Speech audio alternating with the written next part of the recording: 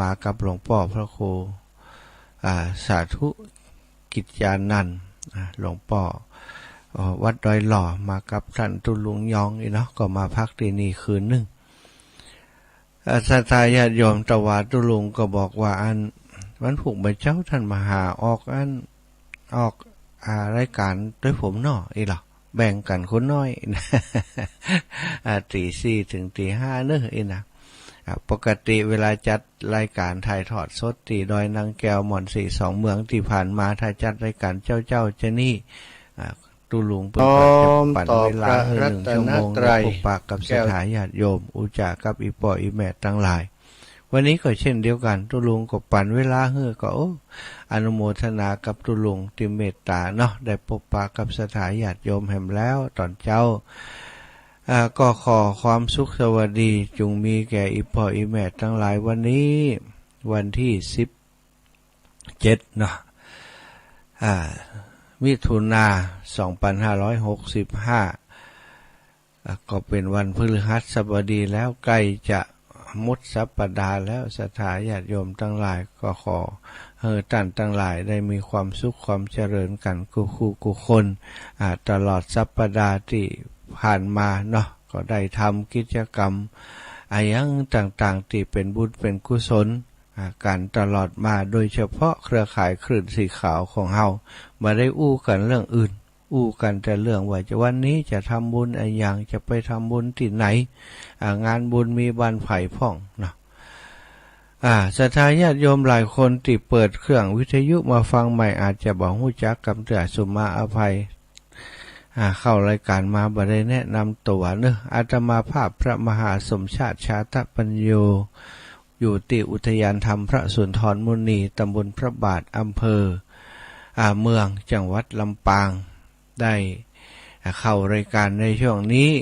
ทดแทนแทนท่านตุลุงท่านอาจารย์ชัยวัฒนาคเสโนตุลุงย่องของสถาพี่น้องตั้งออกอากาศอยู่ในขณะนี้ในเวลานี้ถึงลำปางแล้วก็เชียงใหม่ของเฮานี่ลำปูนลำปางเชียงใหม่ตังแม่ห้องสอนบางตีบางแห่งก็ฮับได้เนาะแล้วก็ตังเชียงหายเชียงหายนี่เวียงป่าเป้าแม่ขจานนี่เยอะสถาแม่สวยถ้าก็เนาะแล้วก็ตังเชียงใหม่นี่ก็จะมีชัยประการฝางเนาะซึ่งออกอากาศอยู่ตัง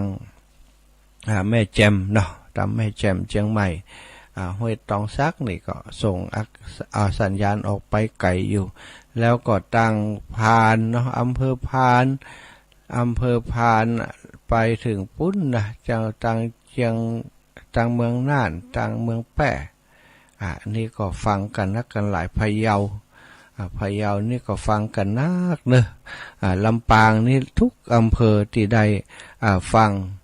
การออกอากาศอยู่ในขณะนี้ขอบคุณทุกท่านที่มีส่วนร่วมในการเผยแผ่พระธรรมคำสอนผ่านทางสถานีวิทยุเอาสิ่งดี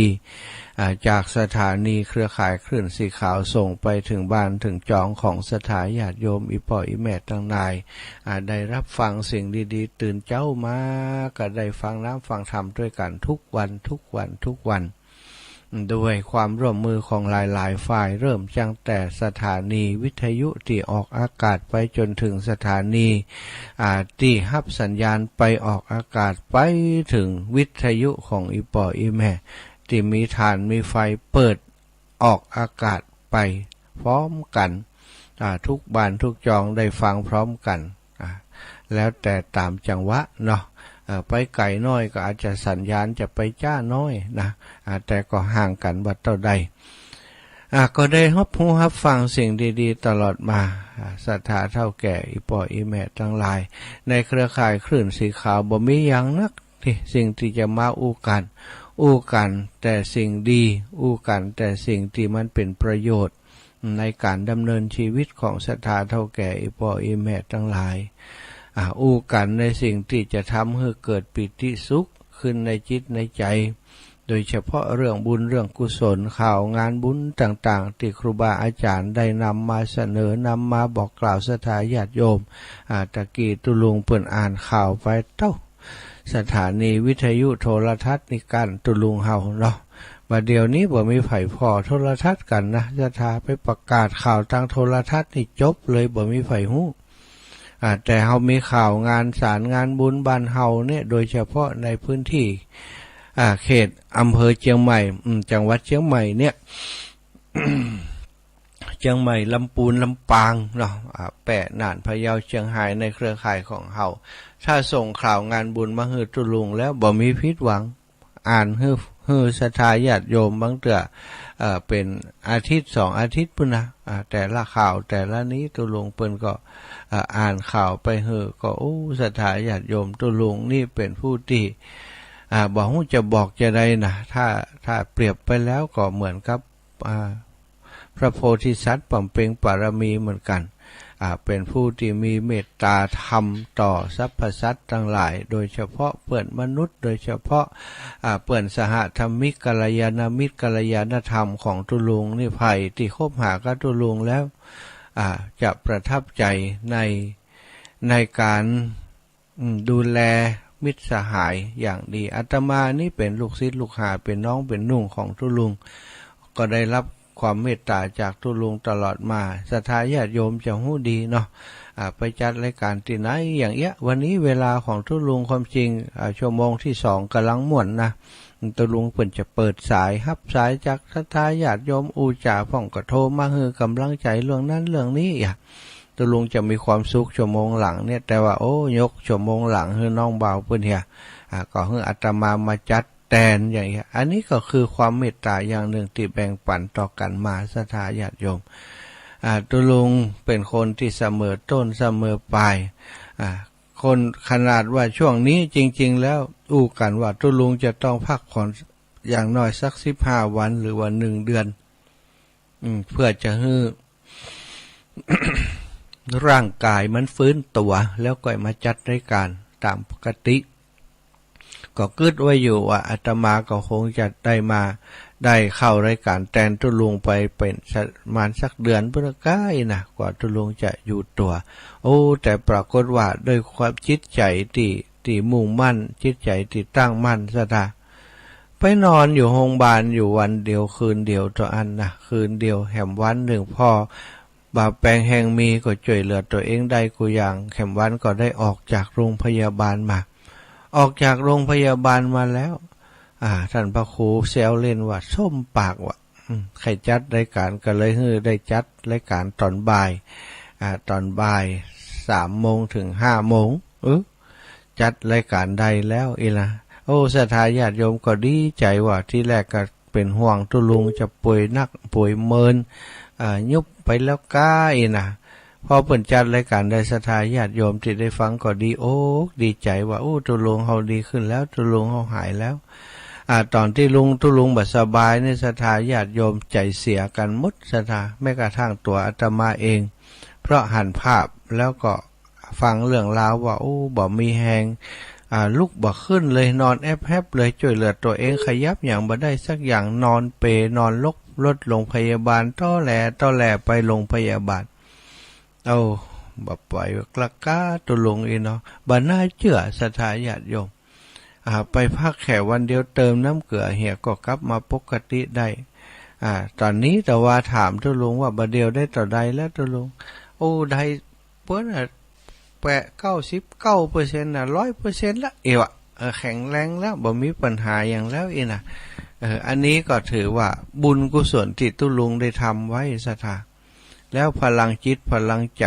ที่ญาติโยมทั้งหลายส่งมาให้ตุลุงทุกสารทิศนะโอ้เปิ้นเดือดร้อนกันแต่โยมคนหนึ่งโทรมาหาอาตมาถ้าพอหน้ากันก็น่าฉับให้ฉับห้องและศรัทธาถ้าได้ยืนพอหน้ากันนี่นะน้ำตาถ้าจะไหลเสียงที่อู้นี่สั่นเครือบอกอาตมาว่าบัดเดี๋ยวนี้อินดูตุลุงแต่เนี่ยจะได้ท่านมาหาตุลุงจะกลับมาจัดรายการได้ก็จะจัดรายการได้ตามปกติก็จะอาตมาก็บอกว่าโอ้ยแม่ตุลุงแข็งแรงจะตายก็คิดว่าพอไปหาหมอแล้วพบอาการว่าเป็นอะไรอย่างแล้วเปิ่นให้ยุกให้ยาถูกต้องแล้วก็จะดีขึ้นแน่นอนนะอีแม่บ่ต้องห่วงเด้อบ่ต้องห่วงตุลุงต้องดีขึ้นตุลุงต้องหายแน่นอนบ่ต้องเป็นกังวลอะไรอย่างโยมแม่ ปิ้นก็บอกว่าท่านมาหาอีแม่กึดอยู่นี่ว่าถ้าสามารถแตนกันได้นะอีแม่จะไปเป็นแตนตุลุงเนี่ยแล้วก็ให้ตุลุงเนี่ยสุขภาพแข็งแรงมาจัดในการให้ศรัทธาญาติโยมและอีแม่ได้รับฟังว่ายอมที่จะเป็นอย่างตุลุงก็คือช่วยเหลือตัวเองว่าได้นอนอยู่บนเตียงนอนอยู่ห้องพยาบาลให้คนอื่นดูแลแล้วให้ตุลุงนี่หาย ไปจัดรายการได้ตามปกติอีแม่จะเป็นแทนว่าโอ้ศรัทธาญาติโยมพึงจะเป็นกำอูติเปรียบเปยแต่อาตมาฟังแล้วถ้าเป็นไปได้อย่างอันแท้ๆถ้าเทวดาฟ้าดินเปิ่นยอมฮับอย่างอันแท้นะอีแม่เปิ่นก็ยอมแท้นั่นนะอาตมาคิดอย่างฟังเสียงเปิ่นแล้วเปิ่นมีความจริงใจต่อตุลุงเนาะปุ้นเนอะเป็นพี่น้องทางเมืองฝางพี่น้องทางเมืองฝางบอกชื่อว่าเป็นไผ่ละเดี๋ยวศรัทธาจะว่าโอ้โฆษณาแม่ตัวเก่าโลอีกพี่น้องทางเมืองฝางเนาะก็ดีวันนี้ตอนนี้ก็คงจะฟังอยู่มั้งอีแม่เนาะเราลุงดีแล้วอีแม่จากกรรมอธิษฐานของอีแม่และศรัทธาญาติโยมทุกครูทุกท่านทุกผู้ทุกคนเนอะที่ส่งมาให้ตุลุงทุกวันมันเป็นความสุขนะที่ตื่นเจ้ามาศรัทธาญาติโยมส่วนใหญ่อีปออีแม่ทั้งหลายนั้นตื่นเจ้ามานั้นมันตื่นเจ้ากว่าพิษกว่าปกติก็ยิ่งอายุนักขึ้นเป็นว่าตีหนึ่งตีสองมันถึงหลู่ไข่ตื่นแล้วนะอีวะตีหนึ่งตีสองมันก็ไข่ตื่นแล้วบางเตือเปิ่นนอนเจ้าเนาะอาจจะนอน8 โมงอีนะ2 ทุ่มอีนะ2 ทุ่มก็นอนแล้วบางคนก็นอนก่อนนั้นโดยซ้ำไปถ้า2 ทุ่มนอนเนี่ยมันก็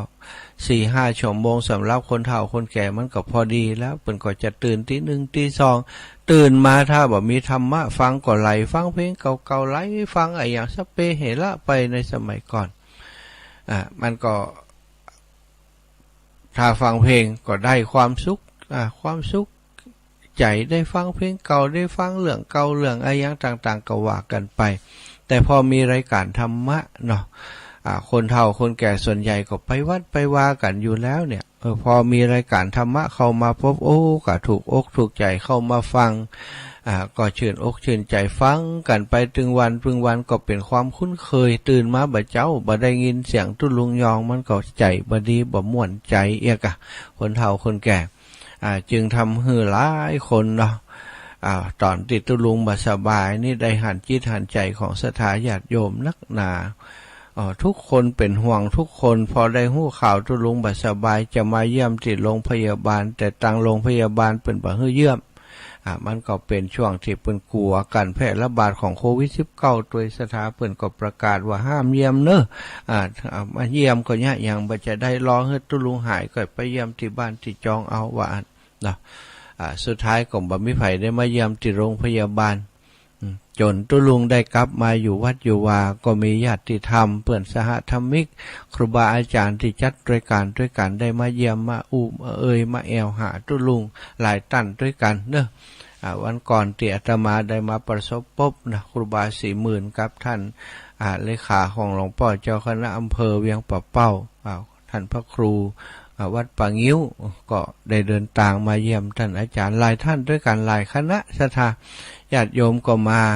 เกือบจะทุกวันตอนนี้ก็ยังมาอยู่วันนี้ได้ข่าวว่าน้องสาวจะมาจากทางสันปัดตองบ้านอำเภอแม่แตงเนาะอำเภอแม่แตงอำเภอแม่ละอำเภอแม่แตงเนาะน้องสาวก็จะมาเยี่ยมตุลุงเอาของมาฝากตุลุงเอายาเอาอย่างมาให้ตุลุงตัวอีกนี่ก็ขอบคุณครับศรัทธาญาติโยมเนอะในฐานะติตุลุงเป็นครูบาอาจารย์ของอาตมา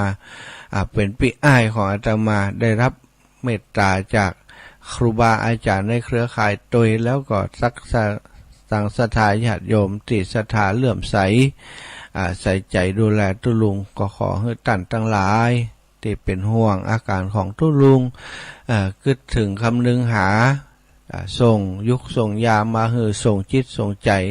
มาเป็นกำลังใจให้ตุลุงก็ขอให้ท่านทั้งหลายจงได้กำลังใจกลับไปการบุญการกุศลต่างๆที่อาตมาได้ทำผ่านมาก็ดีที่ตุลุงได้ทำผ่านมาครูบาได้อาจารย์ได้เครือข่ายได้รวมร่วมสร้างกันมาก็ขอให้เป็นพลังได้ส่งกลับไปให้ศรัทธาญาติโยมอีปออีแมททุกท่านทุกคนได้มีความสุขเนอะอยู่กับบ้านกับจองสุขภาพแข็งแรงจะไปเจ็บจะไปป่วยจะไปป่วยจะไปไข้นะมดแทงอย่างตุลุงก็บ่ได้นะศรัทธาอีปออีแม่ขอให้ทุกท่านสุขภาพแข็งแรงนะกะเดียวโอ้อันนี้ไผ่โทรมาเจ้าได้ว่าโอ้แม่สีทอนป้าไผ่เพิ่งโทรมาเต้ออีแม่อีแม่จะฟังโทรมาเตื้อกะกะเดียวก่อนเด้อเปิดแม่ดูเปิดอ่ะบอกเป็นอย่างกะเดี๋ยวเขาจะเปิดสายให้ตุลุงยองอยู่ไหนเดี๋ยวนี้ตุลุงก็อยู่แถวเนี้ยนั่งฟังอยู่จังนอกข้างก้าไหมอ๋อจ้ะจัดรายการอยู่อย่าจัดรายการมาเดี๋ยวนี้อันเปิดจัดแล้วก็ปั่นให้น้องเบาเปิดจัดแถม1 ชั่วโมงเองอ่ะเจ้าดีแล้วเนอะเดี๋ยวไปเปิดสายเดี๋ยวนี้ตุลุงกันดีกันตุลุงหาวัดปังยิ้วมึงอ่ะหายที่จัดรายการนี่กะว่าใช่ว่าเป็นอ่ะบ่เป็นไม่ไผเป็นอีแม่ตื่นมาได้ฟังดีกันฮะวัดป่างิ้ววัดป่างิ้วมาเยี่ยมตุลุงตอนนี้ยังบ่เปิดสายแต่ก็เดี๋ยวก่อนค่อยอู้กันเด้อแม่เด้อเดี๋ยวขออนุญาตอู้ตอนช่างหน่อยสัตว์สถานญาติโยมฟังโทรมาเตือนนะอีแม่เปิ้นรับฝันนึกว่าเปิดสายให้อู้แล้วกะอีแม่เปิ้นเลยโทรมาบ่เป็นอย่างเด้อแม่เด้อนอนต่อฟังต่อแหมสักกรรมก่อนสถานญาติโยมการที่คนเฮาได้ห่วงใยซึ่งกันและกันนี่เป็นความดีความงามนะพลังจิตพลังใจไผว่าบ่สำคัญสำคัญอย่างที่เปิ้นเวลามีวันเฉลิมพระชนมพรรษาก็ดีของพระบาทสมเด็จพระเจ้าอยู่หัวอย่างในหลวงรัชกาลที่9ก่อนเนี่ยตอนที่เปิ้นประชวรอยู่เนี่ยวัดวาอารามต่างๆเปิ้นจัดสวดมนต์จัดการทำสมาธิภาวนาส่งจิตส่งใจไปให้ในหลวงหันผลได้นะสถานในหลวงสมัยนั้นนี่เวลาจัดการจัดงานอย่างเปิดแห่มวันเปิดก็สดชื่นดีขึ้นอีน่ะมันเป็นการแปลกนะส่งบุญส่งกุศลไปให้กันเนี่ยนี่ก็เหมือนกันอาตมาเชื่อมั่นว่าคุณงามความดีที่พ่อแม่สะสมมาแล้วส่งมาให้ตุลุงทำให้เปิดสุขภาพดีในที่สุดเนาะศรัทธาญาติโยมอีพ่ออีแม่การที่เฮาตื่นเจ้ามาก็ฟังน้ำฟังธรรมเนี่ยเปิดห้องว่าเป็นการสื่อสารเป็นการสื่อสารสิ่งดีงามแก่กันก็มีคนส่งสารนะคนส่งสารก็คือคนที่นั่งจัดรายการอยู่ที่นี่มีข่าวสารงานบุญก็จัดรายการส่งสารออกไปบอกให้ศรัทธาญาติโยมได้รับทราบเปิ่นอยู่ใกล้ปอไก่เปิ่นอยากร่วมบุญร่วมกุศลกับวัดวาอารามนั้นๆเปิ่นก็มาอันนี้คือการส่งสารเป็นข่าวสารไปแล้วก็ส่งสารอีกอย่างก็คือการส่งสารเอาสิ่งดีๆที่เป็นธรรมคำสอนของพุทธเจ้าเนี่ยมาส่งไปถึงบ้านถึงจองของศรัทธาญาติโยมมันจะมีอยู่2 อย่างด้วยกันก็คือคนส่งสารกับคนรับสารศรัทธาคนส่งสารก็คือคนที่จัดรายการทางสถานีวิทยุคนรับสารคือคนฟังที่บ้านคนรับสารนี้บ่ค่อยมีปัญหาตัวใดแต่มีปัญหาที่คนส่งสารส่งข่าวสารเนี่ยก็คือในที่นี้ก็หมายถึงคนที่จัดรายการอยู่คนที่จัดรายการพระสงฆ์องค์เจ้าก็ดีญาติโยมทั้งหลายที่มีความรู้ตั้งธรรมก็ดีที่เป็นครูบาอาจารย์ที่เป็นคนที่ศรัทธาญาติโยมคนทั้งหลายได้เคารพนับถือเลื่อมใสเป็นคนที่มีภูมิรู้ภูมิธรรมมาทำหน้าที่เป็นผู้ส่งสารคนที่ส่งสารศรัทธาญาติโยมจะต้องประกอบไปด้วยจิตใจที่มีความเมตตา จิตใจที่มีความกรุณาจิตใจที่มีความมุทิตาจิตใจที่มีความอุเบกขาบ่ลำเอียงเข้าข้างอย่างทั้งต่างๆทั้งหลายแล้วก็ต้องเป็นคนบ่มีอคติอคติบอกว่าจะเป็นคติเนี่ยอคติอย่างฉันทาคติก็บ่ดีลำเอียงโดยความฮักโทสาคติลำเอียงโดยความโกรธโมหคติลำเอียงโดยความหลงอย่างอีบ่ดีถ้ามีอคติแล้วบ่ดีทั้งนั้นเพราะฉะนั้นคนสงสารต้องเป็นคนที่บ่มีอคติกับไผเนาะบ่มีอคติกับไผมีใจเป็นกลางมีใจเมตตาอาทรเอ็นดูเป็นปกติของตัวเก่าเป็นปกติของตัวเองถ้าหากว่าบ่มีสิ่งหมู่นี้เนาะเป็นคนที่บ่อยู่ในศีลบ่อยู่ในธรรมอยู่ในศีลก็คือศีล5ศีล5นี่อย่างน้อยต้องมีแล้วสำหรับคนที่สงสารอยู่นี้คนที่จัดรายการทุกคนต้องบริบูรณ์ไปโดยศีลเป็นคนที่บ่มักฆ่าสัตว์เป็นคนที่บ่ลักของผู้อื่นบ่จุล่ายเขาบ่ประพฤติผิดในกามบ่จุล่ายแล้วก็เป็นคนที่ต้องบ่มึนเมาบ่มึนเมาโอ้ถ้าเมาเหล้าเนี่ยมาจัดรายการก็ยุ่งเลยค่ะจะทานเนาะจัดรายการออกไปนี่คนขี้เหล้าเดี๋ยวก็ด่าคนนั้นเดี๋ยวก็ว่าคนนี้เดี๋ยวก็บ่ฮู้เรื่องบ่ฮู้กรรมอย่างนี้เป็นต้นก็จะจัดรายการบ่ได้บอกว่าจะเมาเหล้าเมายาอย่างต่างๆศรัทธาญาติโยมบางพ่องใครฮืออารมณ์ดีสัดกันชาไปชักบ้องหนึ่งมาจัดรายการก็นั่งใครหอยอย่างเดียวก็ยุ่งนะคนสงสารนี่นะฉะนั้นคนสงสารจะต้องมีความพร้อมร่างกายต้องพร้อมจิตใจต้องพร้อมถ้าร่างกายบ่พร้อมเป็นไข้เป็นม่วยนอนอยู่โรงพยาบาลนอนอยู่บนเตียงวันนี้รายการออกของอาตมาออกหยิบไมค์มาศรัทธาญาติโยมจะเอาแหงที่ไหนมาจะเอาสติปัญญาที่ไหนมากับศรัทธาญาติโยมเนาะไปกะแอมไปกะไอไปขาดหายไปก็บ่ได้นะร่างกายจะต้องสมบูรณ์อย่างที่ผ่านมาตัวลุงร่างกายบ่สมบูรณ์ก็จัดบ่ได้คนที่จะจัดรายการต้องร่างกายสมบูรณ์ต้องมีความตื่นตัวต้องมีสติสัมปชัญญะตลอดเวลาขณะที่จัดรายการอยู่รู้ตัวว่ากำลังจัดรายการอยู่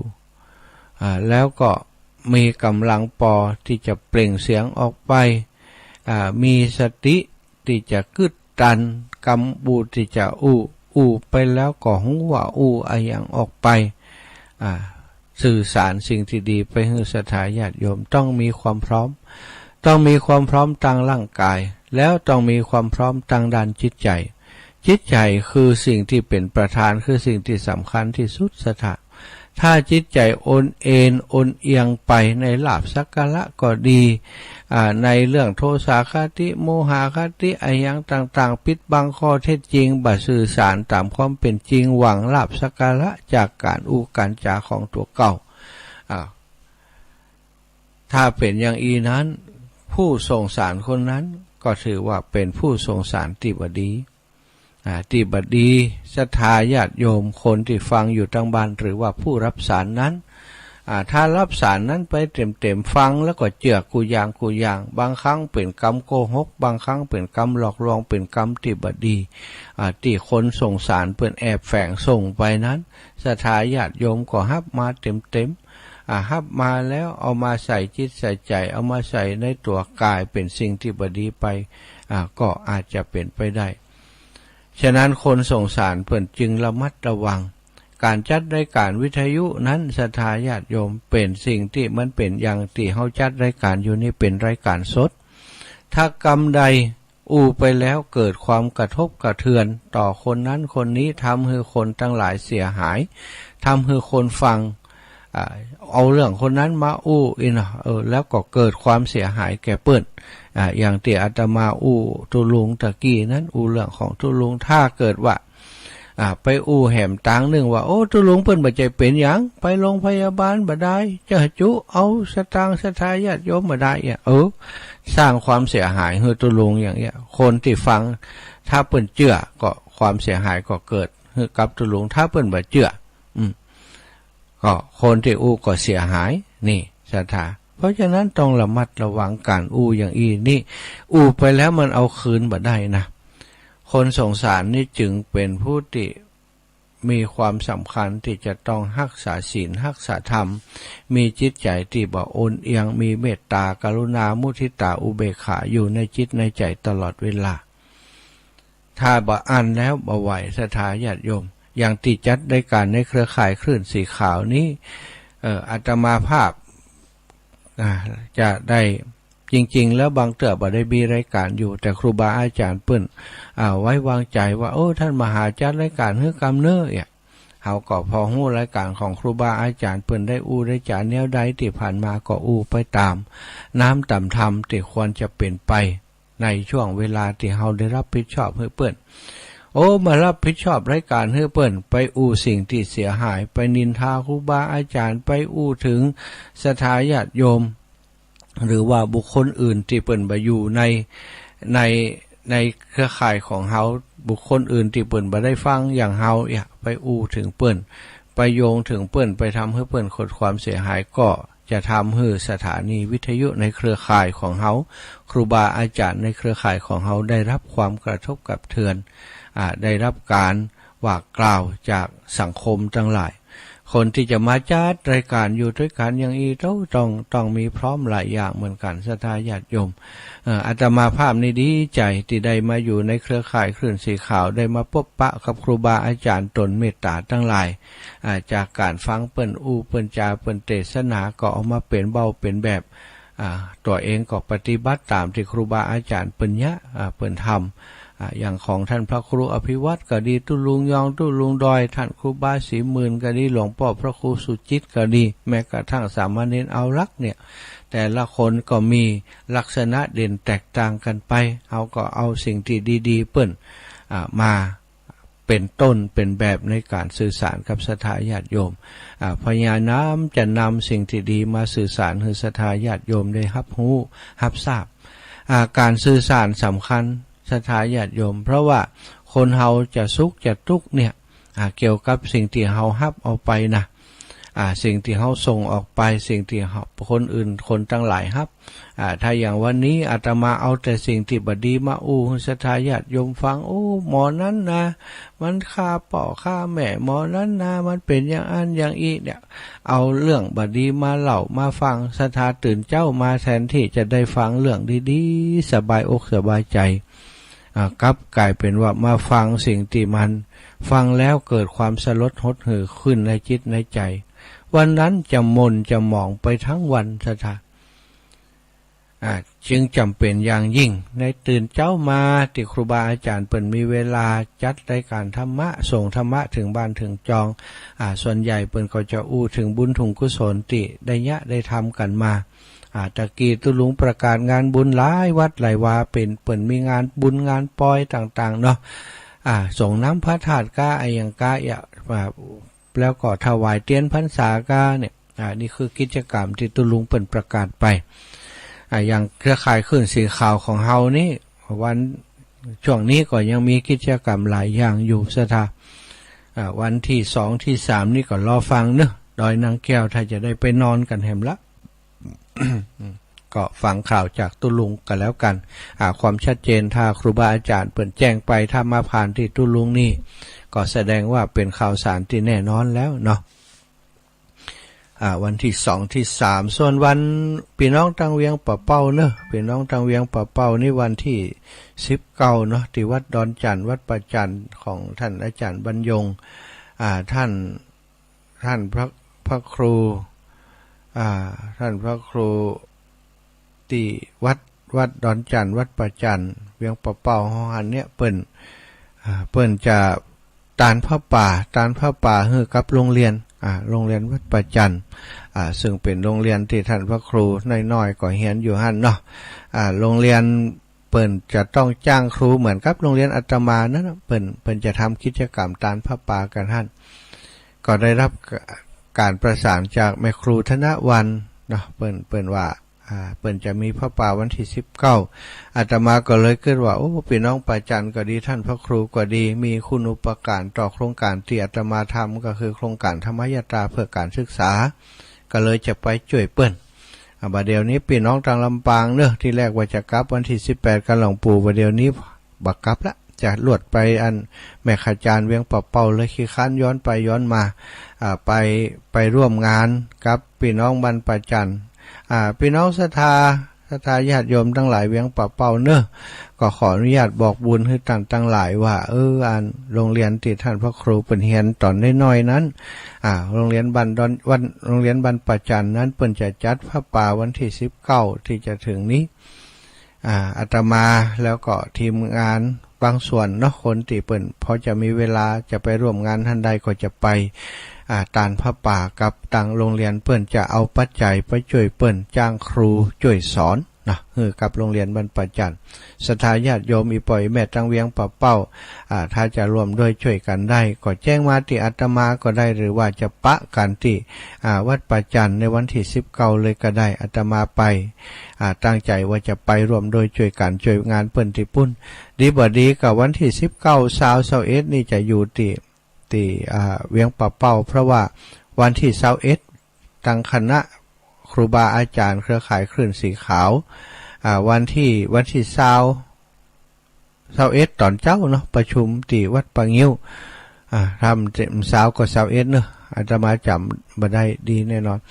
แล้ววันที่21ตอนบ่ายจะไปแอวหาท่านนายอำเภอตี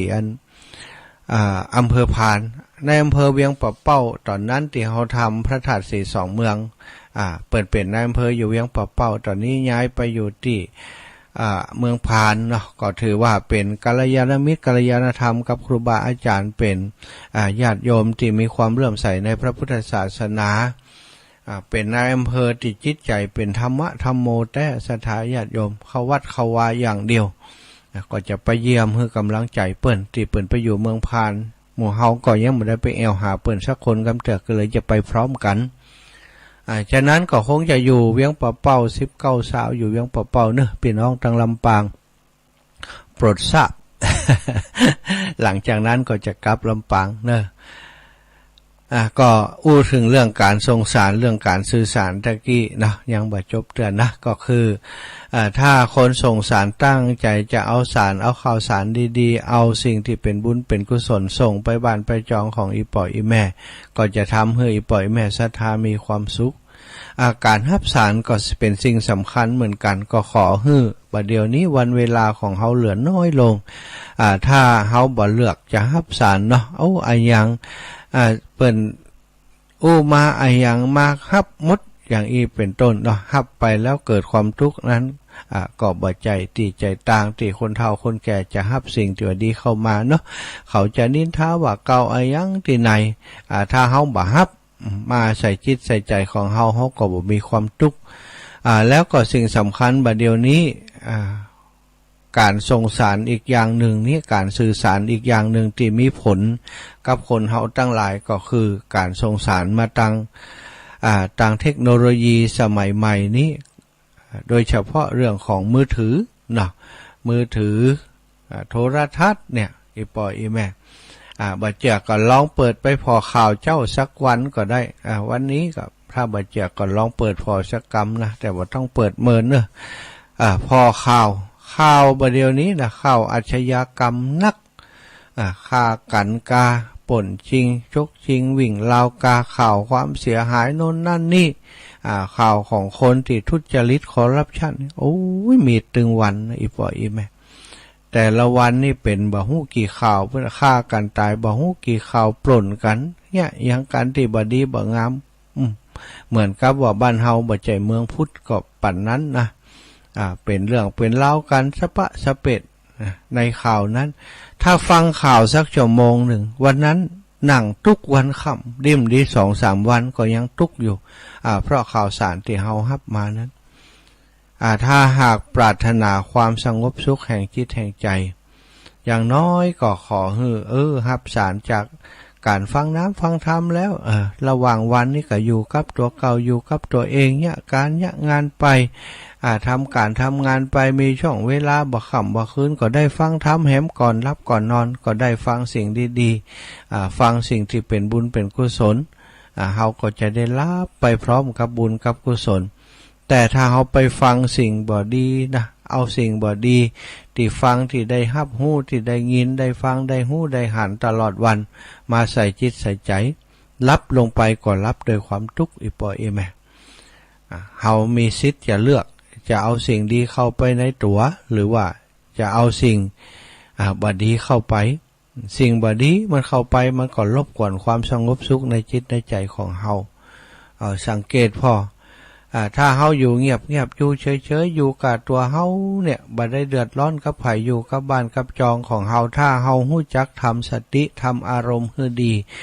บ่เอาจิตใจฟุ้งซ่านไปคิดเรื่องอื่นไปเอาเรื่องอื่นมาเป็นเข้ามาสู่ร่างกายนะการที่เอาความทุกข์มาเข้ามาสู่ร่างกายเป็นวัดหนึ่งทางหูทางตาทางหูทางจมูกทางลิ้นทางกายทางใจบางเตื่อนั่งอยู่คนเดียวถ้าจิตใจเฮาบ่อยู่กับเนื้อกับตัวที่หันส่งจิตส่งใจไปในอดีตไปเอาเรื่องราวในอดีตมาเป็นกำกึดอันนี้เพิ่นบอกว่าไปรับสารเป็นพิษจากอดีตมาส่งให้ตัวเก่าบางพ่องอยู่ในปัจจุบันนี้ส่งใจไปอนาคตปุ่นวันผูกวันฮือวันหนึ่งวันตึงเดือนหน้าปีหน้าพุ่นน่ะส่งจิตส่งใจไปแล้วก็กังวลว่าอันมันจะเป็นอย่างอันก็จะมันจะเป็นอย่างอีก็จะอย่างอีเป็นต้นมีความวิตกกังวลสิ่งโมนี้ก็เป็นทุกข์เหมือนกันอีพ่ออีแม่ทำให้เฮามีความทุกข์เพราะฉะนั้นถ้าเฮาปรารถนาความสุขอยากจะมีความสุขเพิ่นบอกว่าต้องอยู่กับอารมณ์ที่เกิดขึ้นในปัจจุบันอยู่กับลมหายใจของตัวเก่าไปอยู่กับความทุกข์ที่มันมาจากภายนอกคนเฮาบัดเดี๋ยวนี้ใจโทรศัพท์มือถือกันนักแต่ละคนในแต่ละวันนี่ใจโทรศัพท์ถ้าคนที่หนุ่มๆกำๆเนี่ยบางพ่องใจเป็นเกิงวันนะ7-8 ชั่วโมงก็มีสถา 7-8 ชั่วโมงคือส่วนใหญ่ก็เป็นเวลาที่ทำงานนะ7-8 ชั่วโมงใจโทรศัพท์ 7-8 ชั่วโมงนี่ในโทรศัพท์มัน มีสปะสปันเนาะสิ่งดีก็มีสิ่งที่เป็นขยะก็นักก็หนา แต่คนส่วนใหญ่เนี่ยมักจะไปเอาสิ่งที่บ่ดีไปฟังข่าวก็ไปชอบพอข่าวที่มันมีความรุนแรงมันเกิดความเสียหายฮับข่าวมาแล้วก็ทุกอกทุกใจส่วนใหญ่จะไปฮับข่าวสารแบบนั้นก็ทำให้จิตใจขาดความสงบไปคนทั้งหลายคนที่ปฏิบัติธรรมครูบาอาจารย์เพิ่นบอกว่าถ้าเฮาปรารถนาความสุขปรารถนาสมาธิปรารถนาปัญญานี้ควรจะอยู่ห่างจากเทคโนโลยีการสื่อสารนี่คือนักที่สุดถ้าจำเป็นต้องใจแบบมีสติแล้วก็บอกควรจะใจเกินวันละ3 ชั่วโมงถ้าไผ่ที่เคยใจมือถือนั่งพอนั่นพอนี้เกิน3 ชั่วโมงไปแล้วจิตใจวุ่นวายบ่มีความสงบสุขเนาะอันนี้ก็ขอให้ระวังศรัทธาญาติโยมอีป่ออีแม่ทั้งหลายเอาละวันนี้อุจาเป็นสเปเหระปกินกะนะเอาสร้างศรัทธาภาษาทะให้กับศรัทธาญาติโยมอีป่ออีแม่ทุกท่านทุกคนมาถูกทางแล้วตื่นเจ้ามาได้ฟังน้ำฟังธรรมตอมจิตตอมใจทำใจให้เป็นบุญเป็นกุศลห่วงใยอาทรเอื้ออารีมีเมตตาต่อกันและกันก็ถือว่าอีป่ออีแม่นี้เป็นผู้ที่มีคุณค่าแล้วตื่นมาได้ฟังน้ำฟังธรรมเนาะเป็นความโชคดีของเฮามีเวลาประมาณ10 กว่านาทีเพื่อจะให้อีป่ออีแม่โทรมาให้แจ้งผลการรับฟังพี่น้องทางวัดฝ่ายเห็นที่ฟังจากวัดฝ่ายเห็นวันนี้ได้ฟังแล้วเนาะสัญญาณชัดบ่ชัดจะใดเปิ่นบ่ได้ฟังมาเกือบจะเดือนหนึ่งนะที่สายอากาศของเครื่องส่งสถานีวิทยุวัดฝ่ายเห็นลุไปเสียไปตอนนี้ได้ยินแล้วเนอะพี่น้องทั้งหลายเจริญปอนอีป้อก ลับไว้สาครับพระอาจารย์ จ้าพ่อ โอ้วันนี้หลากหลายสัพเพเหระแต่ ชับเปเห็นละวันนี้ชับเป โอ้ เห็นละ มวยจังเวที อาจารย์สังวัดวันนี้มาแตนตุลงวะ แต่นตัวหลวงปั่นกันค้นเกิงว่ะมีการได้ยินเสียงท่านอาจารย์ก็ดีใจแล้วมันได้ยินเสียงหน้ากากขอบคุณอีปอนเลยตัวลุงแข็งแรงแล้วมาสังเกต สา กั ท่าน นอาจารย์เนอ สาธุขอบคุณปอนเนอ กับไม่สาครั เจ บ ริญปอนพี่น้องเมืองฝางตัวแทนโทรมาแล้วอีปอนเนอะป้อบุญปั่นมโนครเจริญปอนโยมแม่น้อยกัดนัดโอ้บัปะกันเมินแล้วเอาไว้จ้าเจ้า อ้าวมีกรรมดีๆบอกปันกัน เจ้าวันนี้ฟัง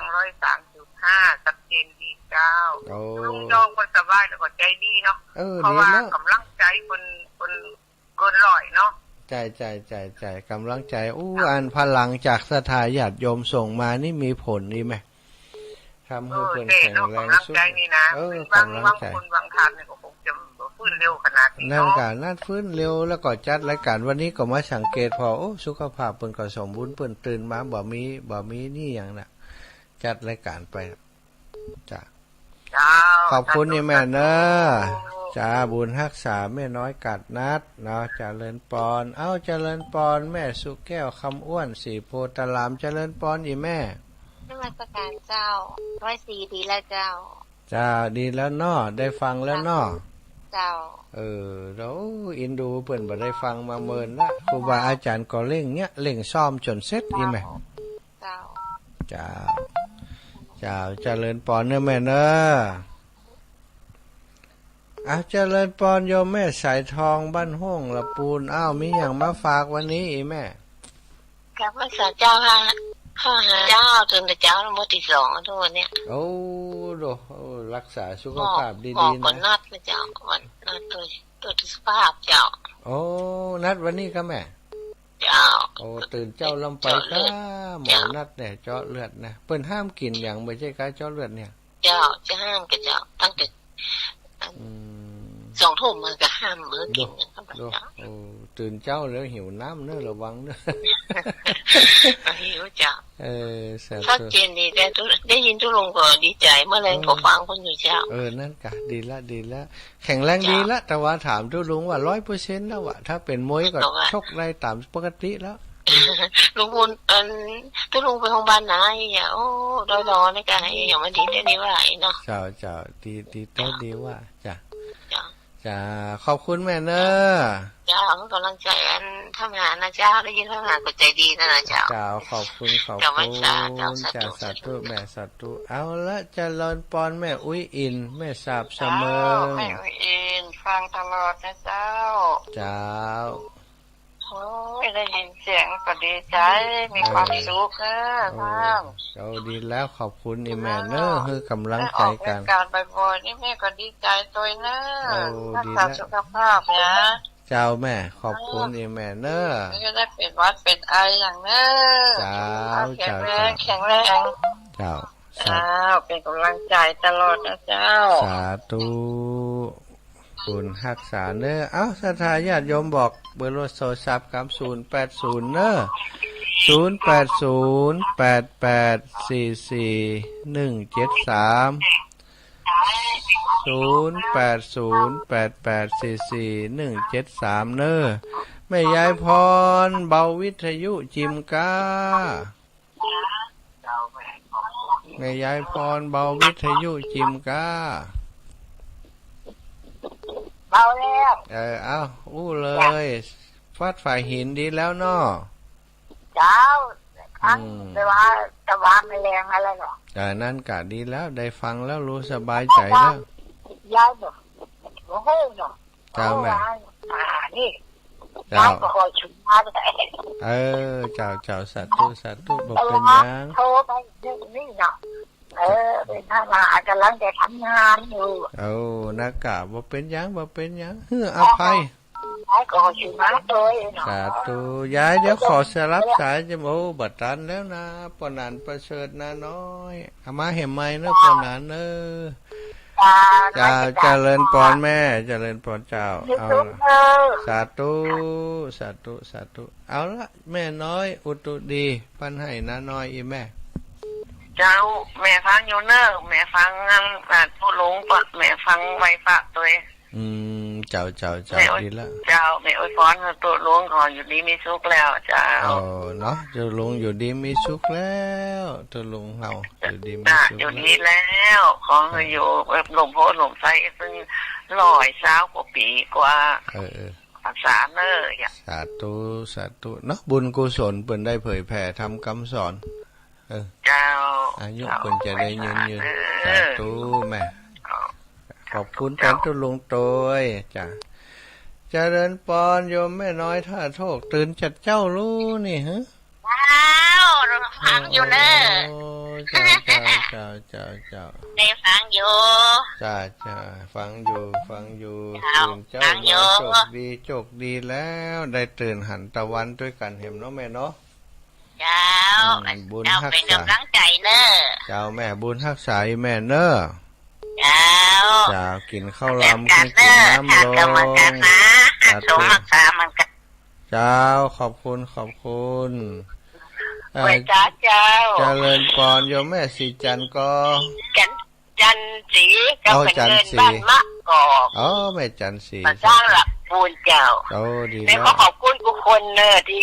คืนหมูเฮาคือที่ฟ้าได้ส่งกำลังใจคือหลานนะสุขมาเทวัดเนอะขอบคุณหนักๆแต่หมูเฮาก็เหมือนกันอยู่ดีใจเลยเจ้าโรคภัยไข้เจ็บจะหายก็คือธรรมะในใจเจ้าสาธุสาธุฟังชัดเจนเลยเจ้าขอบคุณอีแม่เนอะขอบคุณเนอะพี่น้องบ้านมะกอก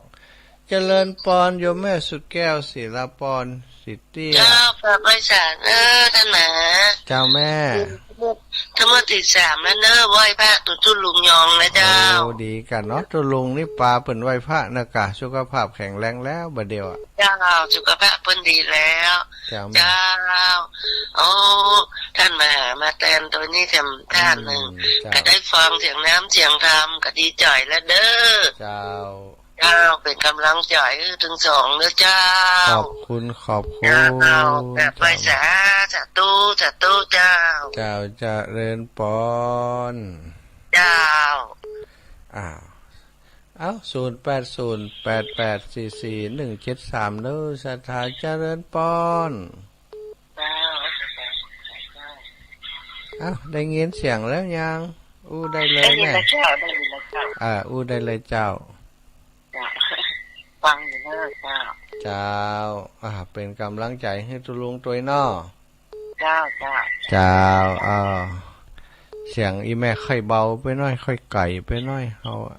ได้ยินบ่ค่อยชัดเด้อจัดตัวขอบคุณแม่เนอะเจริญปอนพ่อนานประเสริฐพ่อนานไว้สาท่านพระอาจารย์นี่พ่อนานประเสริฐนะได้งานน้อยนั่นไปที่ต่ำแล้วครั้งพระอาจารย์เจ้าครับดีกับพี่น้องเมืองน่านตรวจแตนมาแล้วพ่อนานมาแล้ว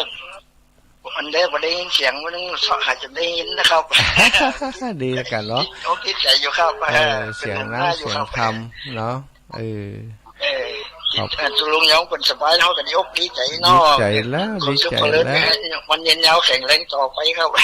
ตัวอันนี้ก็มาลักพอเปิ้นว่าสุขภาพเปิ้นแข็งแรงแต่ตื่นแต่เช้าหรอปะแล้วก็ไปจัดรายการผ่านไปตะกี้ขออาจารย์ดีมีสุขดังประเดฟังกระสัดเจนดีเหตุกับหมวนดีครับขอเข้าใจดีครับตัวขอบคุณ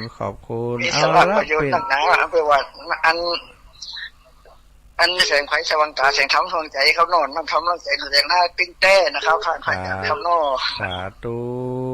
ขอบคุณนะครับนี่สวัสดีครับแม่สายพินมาแห่มใหม่เนอะโยมแม่สายพินปุ้นบันตรงซ่านนะเจริญปอนอีแม่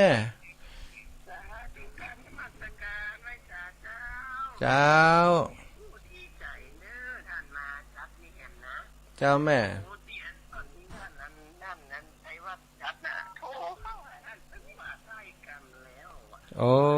อย่า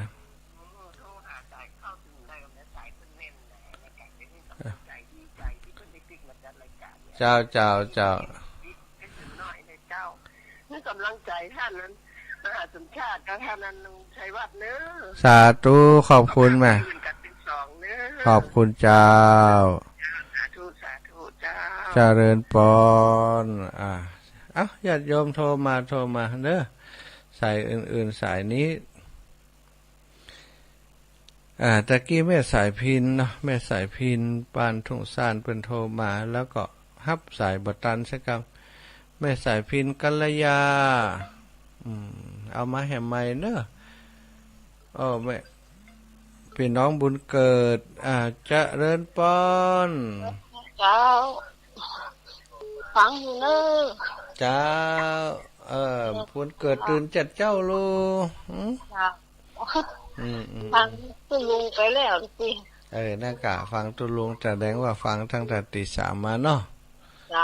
สาธุสาธุเปิ้นตัวดีแล้วตุลุงไปพักผ่อนพุ่นละเป็นพักผ่อนนักๆแล้วเนาะน่ากะพักผ่อนเดินเล่นทั้งนอกนี่มาได้บ่จะรับจะนอนแล้วตุลุงสาธุเด้อขอบคุณเด้อปะกันที่ลำปางบ่แลงปะกันอยู่เจ้าเจริญปอนสลับสายหน่อยจัดไว้สาท่านสามเณรเอาลักครับผมกับไว้สาท่านอาจารย์มหาครับผมจ้า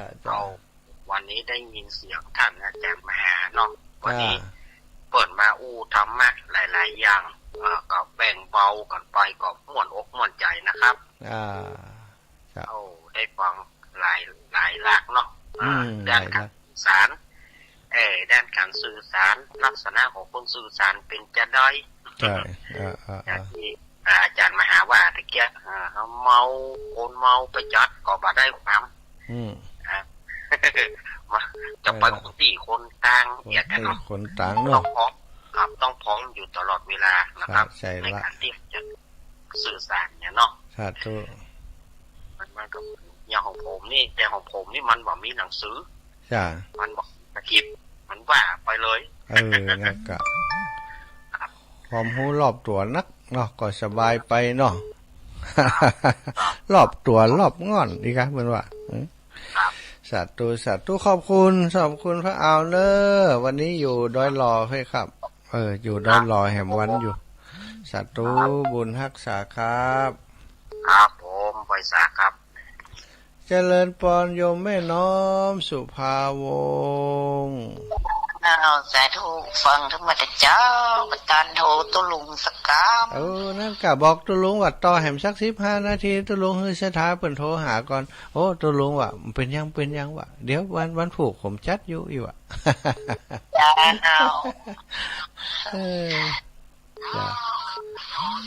ขอบคุณอีแม่เนอ